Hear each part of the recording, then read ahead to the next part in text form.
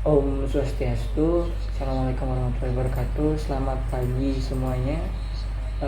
Kami dari kelompok 3 ingin mempresentasikan mata kuliah analisis SPSS tentang uji normalitas dan uji varians. Baik, sebelum itu ada baiknya kami memperkenalkan diri. Yang pertama, Muhammad Ramadan 1813021006 sebagai penyaji pertama. Mohon maaf, penyaji kedua. Terus Niwayan Rani Permatasari 1813021008 sebagai penyaji keempat. Lalu Aldi Prayoga dan saya sendiri 1813021019 sebagai penyaji pertama, dan Kadek Dwi Yantarini 1813021026 sebagai penyaji ketiga. Baik, langsung saja. Materi yang akan kita bahas kali ini adalah uji normalitas, lalu uji homogenitas dan uji normalitas dengan SPSS. Baik, langsung saja saya sebagai penyaji pertama akan menyampaikan tentang uji normalitas. Uji normalitas adalah suatu prosedur yang digunakan untuk mengetahui apakah data berasal dari populasi yang terdistribusi normal atau berada dalam sebaran data normal. Distribusi normal adalah distribusi simetris dengan modus, mean, dan median berada di pusat. Distribusi normal diartikan sebagai sebuah distribusi tertentu yang memiliki karakteristik berbentuk seperti lonceng jika dibentuk menjadi sebuah histogram. Contoh dari data terdistribusi normal itu dapat dilihat langsung pada slide di gambar yang di samping. Baik, selanjutnya kenapa alasan data harus terdistribusi normal? Baik, ada beberapa. Yang pertama itu banyak variabel dependen umumnya diasumsikan terdistribusi secara normal dalam populasi. Maksudnya di sini adalah artinya kita sering berasumsi bahwa jika kita mendapatkan seluruh populasi, pengamatan distribusi yang dihasilkan akan sangat mirip dengan distribusi yang normal. Selanjutnya yang kedua, jika kita dapat mengasumsikan bahwa setidaknya mendekati terdistribusi normal, maka teknik ini memungkinkan kita untuk membuat sejumlah kesimpulan baik yang tepat atau perkiraan tentang nilai-nilai variabel itu. Yang terakhir itu atau yang ketiga, menguji normalitas data kerap kali disertakan dalam suatu analisis statistika interferensial untuk satu atau lebih kelompok sampel. Normalitas sebaran data menjadi sebuah asumsi yang menjadi syarat untuk menentukan jenis statistik apa yang dipakai dalam penganalisan selanjutnya. Uji normalitas ini biasanya digunakan untuk mengukur data berskala proporsional, ordinal, atau interval, atau rasio. Jika analisis menggunakan metode parametrik, maka persyaratan normalitas harus terpenuhi, yaitu data berasal dari distribusi yang normal. Jika data tersebut tidak terdistribusi dengan normal, atau jumlah sampel sedikit dan jenis data adalah nominal atau ordinal, maka metode yang digunakan adalah statistik non-parametrik. Pelajaran ini juga sudah diajarkan pada statistika pendidikan pada semester yang lalu. Uji normalitas digunakan untuk mengetahui apakah data yang diperoleh terdistribusi normal atau tidak. Dasar pengambilan keputusan adalah jika nilai L hitung lebih besar daripada L tabel, maka H0 ditolak atau tidak diterima, atau H1 yang diterima. Dan jika L hitung lebih kecil daripada L tabel, maka H0 diterima atau L0 ditolak. Terdapat pada buku Urwani 2001 halaman 20. Hipotesis yang digunakan saat ini adalah H0 sampel berdistribusi normal dan H1 ada sampel data tidak terdistribusi normal. Nah, selanjutnya ada beberapa cara analisis normalitas data. Yang pertama itu ada 3 cara. Yang cara pertama itu ada Lilliefors, kedua itu ada Kolmogorov dan Smirnov, yang terakhir itu ada uji square. Selanjutnya saya akan membahas yang uji normalitas pertama atau menggunakan Lilliefors. Menurut Sujana dalam bukunya 1996 pada halaman 466, uji normalitas data dilakukan dengan menggunakan uji Lilliefors atau LO, biasa disebut dengan LO, dilakukan dengan langkah-langkah berikut. Yang pertama itu kita tentukan taraf intensitasnya, yaitu 5% atau biasa 0,05, dengan hipotesis sebagai berikut. Jika H0 sampel berasal dari populasi yang berdistribusi normal. Namun jika H1 atau sebaliknya sampel tidak terdistribusi dari populasi yang berdistribusi normal, maka dengan kriteria pengujian tersebut, jika L hitung lebih kecil maka daripada L tabel, maka H0 dapat kita terima atau H1 kita tolak. Namun jika sebaliknya, jika L hitung lebih besar daripada L tabel, maka H0 ditolak atau H1 yang diterima. Bagaimanakah langkah-langkah uji Lee force? Maka yang pertama itu adalah data pengamatan dari X1, X2, X3 sampai ke Xn dijadikan bilangan baku dengan menggunakan rumus dengan rata-rata dan masing-masing merupakan rata-rata dan simpangan baku. Selanjutnya yang kedua, untuk setiap bilangan baku ini dengan menggunakan daftar distribusi normal baku, kemudian dihitung peluangnya. Yang ketiga, selanjutnya dihitung proporsi yang lebih kecil atau sama dengan. Jika proporsi ini dinyatakan oleh, maka rumusnya dapat dilihat pada slide. Selanjutnya yang nomor 4, hitung selisih F,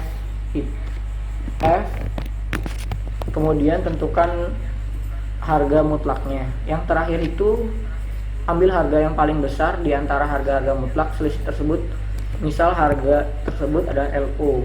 Maka untuk menerima atau menolaknya hipotesis 0 atau H0 dilakukan dengan cara membandingkan L0 ini dengan nilai kritis L yang terdapat dalam tabel untuk taraf nyata yang dipilih. Sekian yang dapat saya sampaikan, kurang lebihnya mohon maaf. Saya tutup dengan Parama Santi. Om Santi Santi Om. Wassalamualaikum warahmatullahi wabarakatuh. Baik, terima kasih kesempatannya.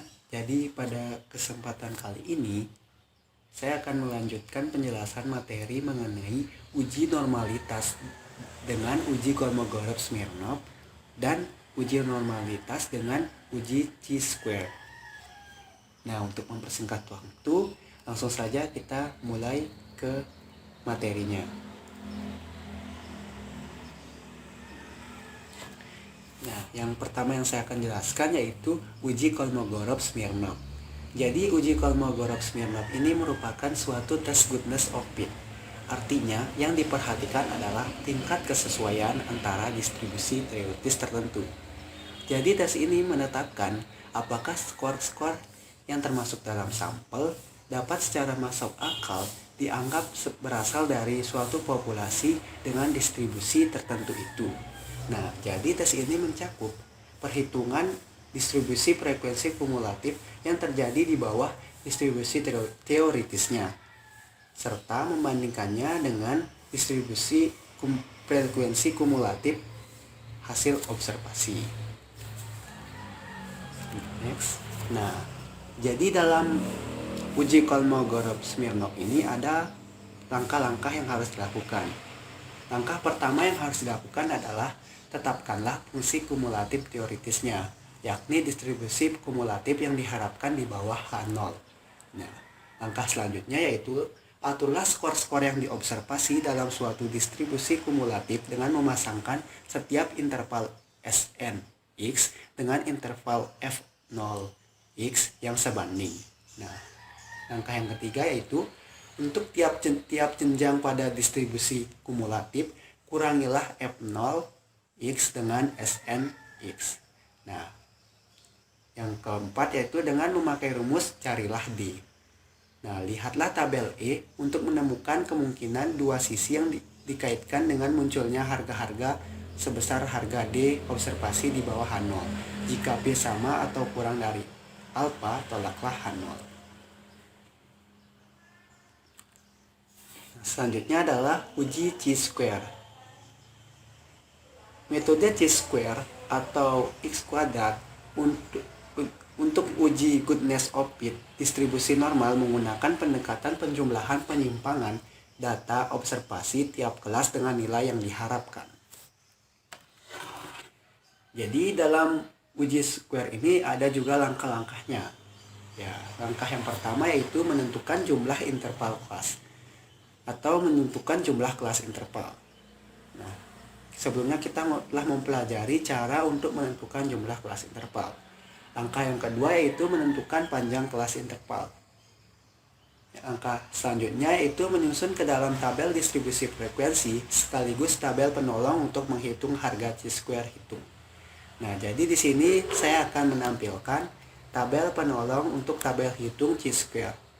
Nah, di sini ada kolom interval kelas, frekuensi absolut, batas kelas, ZI, FZI, luas JI, EI, harga mutlak FI min EI, harga mutlak FI min EI dikuadratkan, serta FI min EI kuadrat per EI. Nah, jadi chi square hitung itu dapat didapatkan dari jumlah dari semua FI min EI kuadrat per EI, harga mutlak. Nah, ini di sini dia harga chi square yang kita dapatkan. Nah, untuk kesimpulan dari chi square ini ada dua kesimpulan yang kita dapatkan, yaitu X hitung kurang dari X tabel, maka H0 diterima,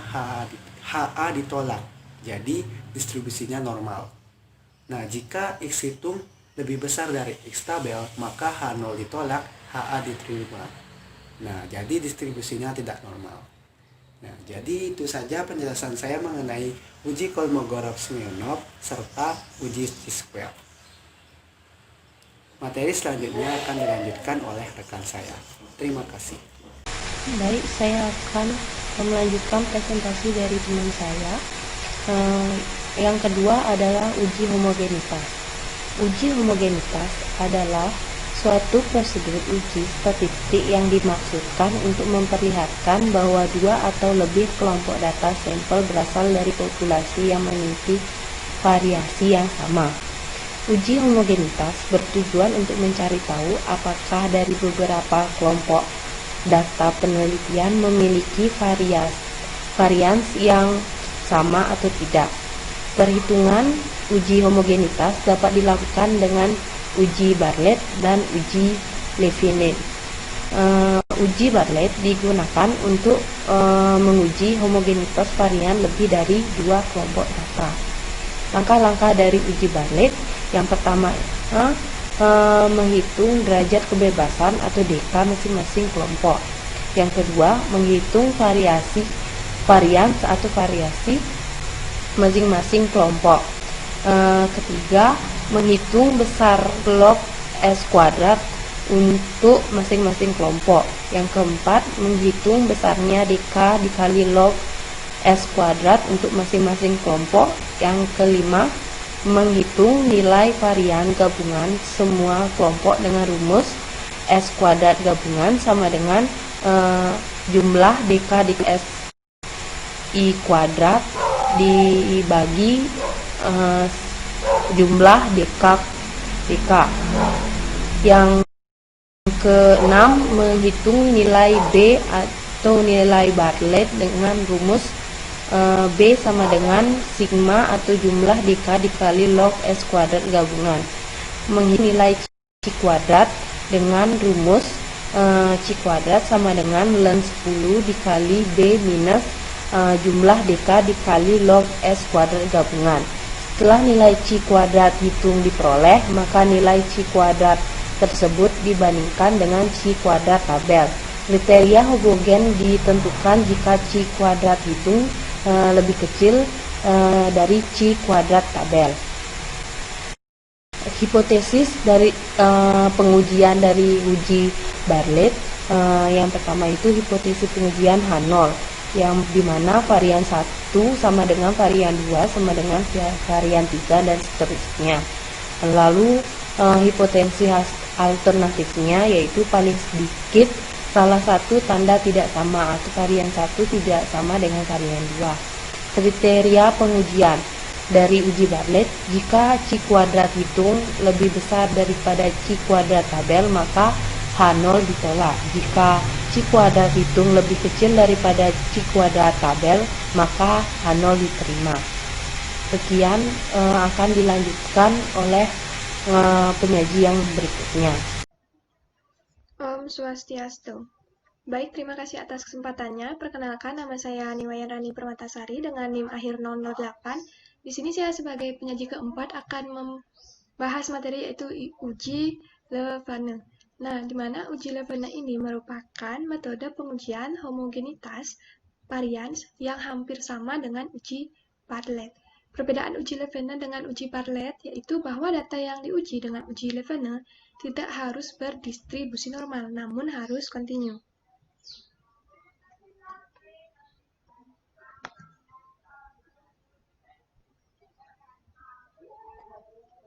Nah, kemudian hipotesis yang digunakan di sini yaitu ada H0 di mana tau 1 kuadrat sama dengan tau 2 kuadrat.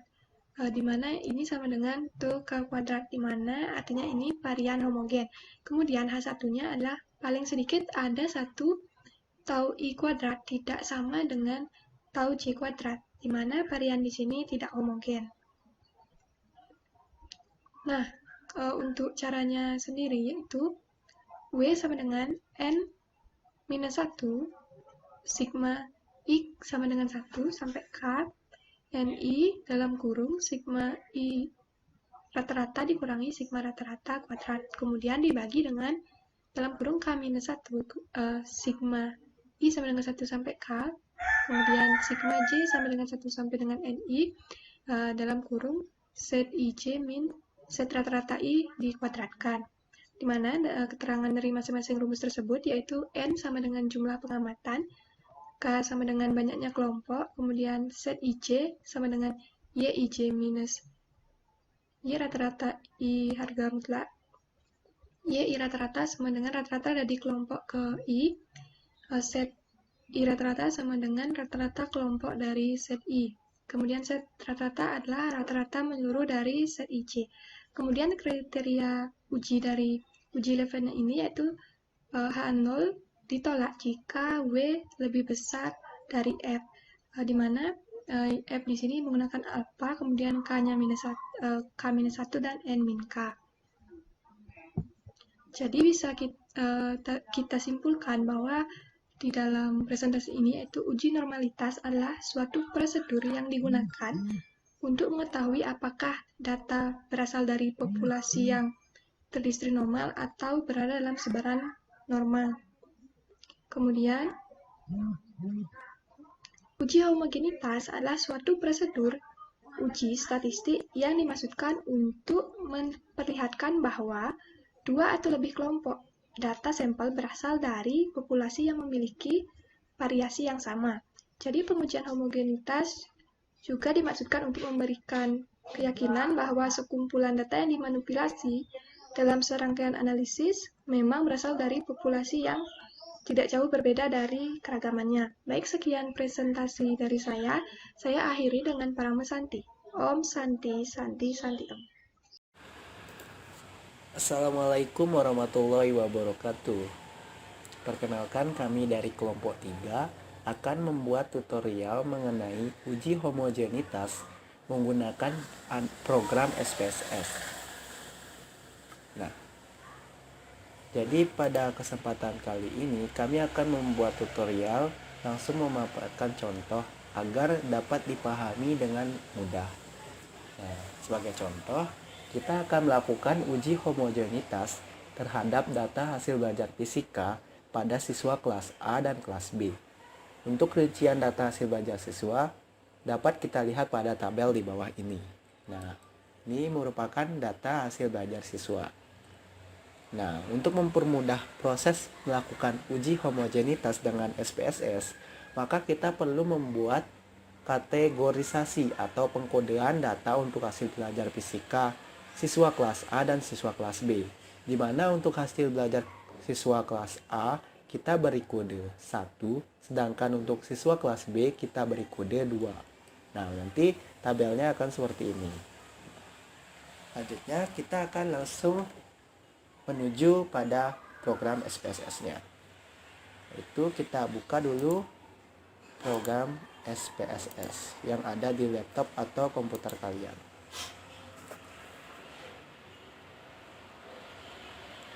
Kita tunggu loadingnya. Nah, setelah terbuka, langkah selanjutnya yang harus kita lakukan yaitu mengklik variabel view. Kita lihat kursornya di bawah. Nah, selanjutnya kita mengisi properti yang ada di variabel view sesuai dengan yang saya contohkan. Untuk name kita isi hasil. Nah, Untuk yang tipe sama width tidak perlu diganti. Yang desimal kita ganti 0, labelnya kita ganti hasil belajar fisika.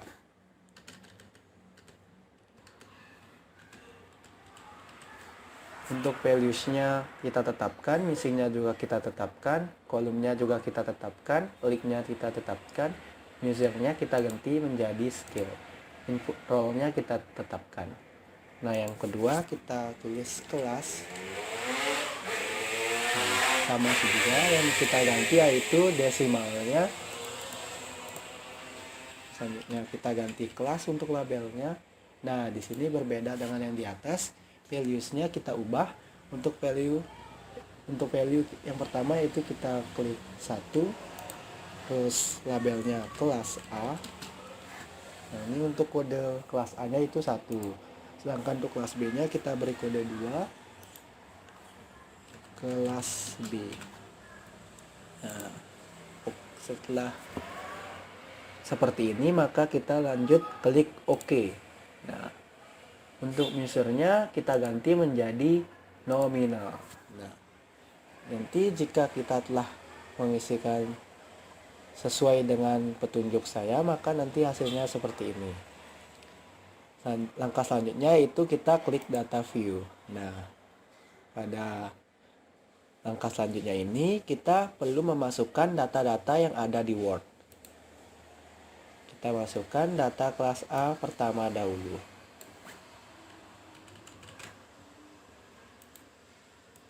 Kita masukkan di hasil. Selanjutnya kita masukkan data kelas B. Kita masukkan juga di hasilnya.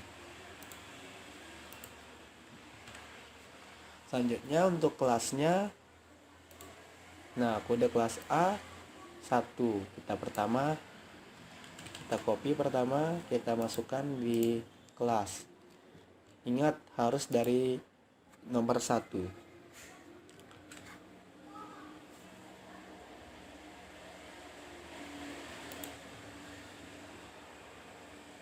Maaf untuk ketidaknyamanan ini.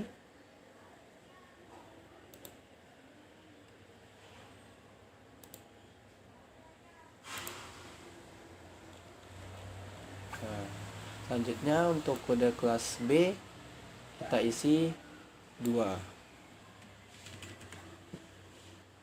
Nah, kita masukkan setelah kode kelas A.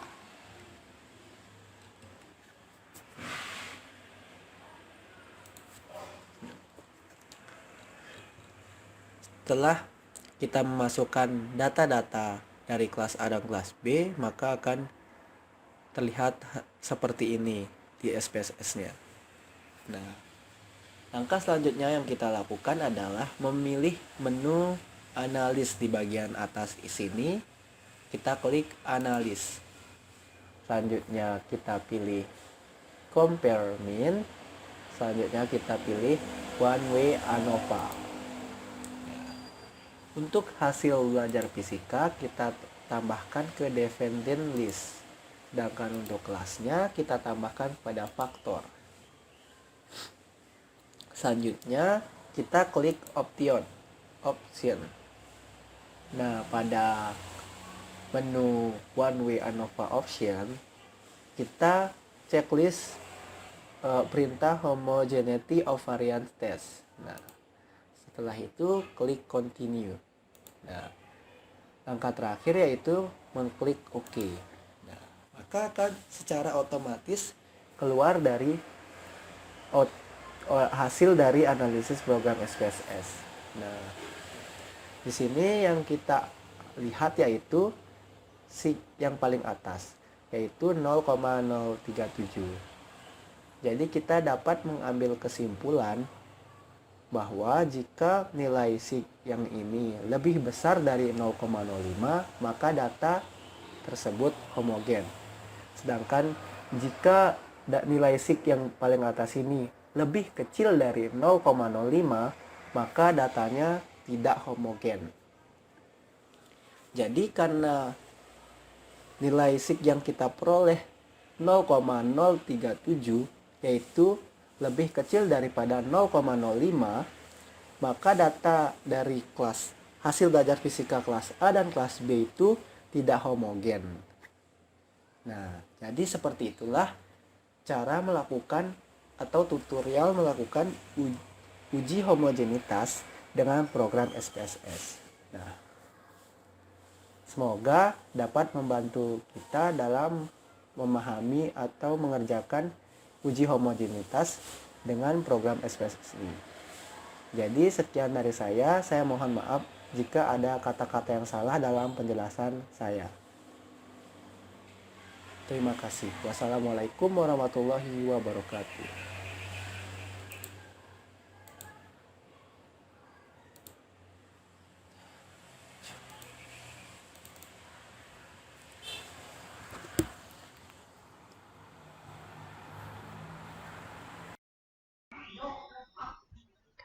Baik, terima kasih atas kesempatannya. Di sini saya akan memberikan langkah-langkah bagaimana menggunakan SPSS untuk uji normalitas. Nah, untuk soalnya sendiri yaitu dengan judul pengaruh pembelajaran daring terhadap hasil belajar fisika siswa SMA Negeri 1 Baturiti, di mana seorang peneliti ingin melakukan penelitian terkait pengaruh pembelajaran daring terhadap hasil belajar fisika siswa kelas 10 MIPA di SMA Negeri 1 Baturiti. Oleh karena itu, peneliti mengambil secara acak 30 siswa untuk melihat pengaruh pembelajaran daring terhadap hasil belajar siswa. Kemudian, adapun data yang diperoleh yaitu sebagai berikut, di mana data ini sudah saya masukkan ke dalam Excel agar mudah untuk mengcopy di aplikasi SPSS-nya. Kemudian kita buka aplikasi SPSS. Nah, yang pertama di bagian variable view, di bagian name kita ketikkan menjadi nilai. Kemudian di bagian label kita ketikkan hasil belajar fisika kelas 10. Kemudian lanjut ke data view. Nah, di sini akan dikopikan bagian nilai.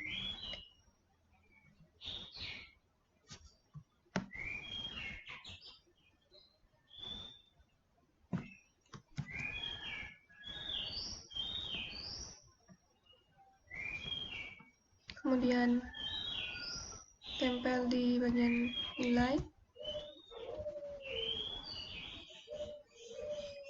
Jika sudah masuk di bagian nilai, kemudian kita akan memulai analisisnya, yaitu menggunakan analyze, kemudian descriptive statistik, kemudian explore. Untuk hasil belajar fisika ini dipindahkan ke dependent list. Kemudian cari plot. Nah, yang di sini yang untuk dicentang itu yang histogram dan juga normality plot with test. Kemudian klik continue. Setelah semuanya sudah di bagian plot ini sudah dicentang, kemudian kita klik OK.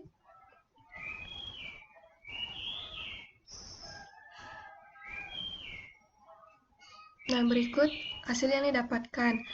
Ini merupakan output dari hasil uji normalitas.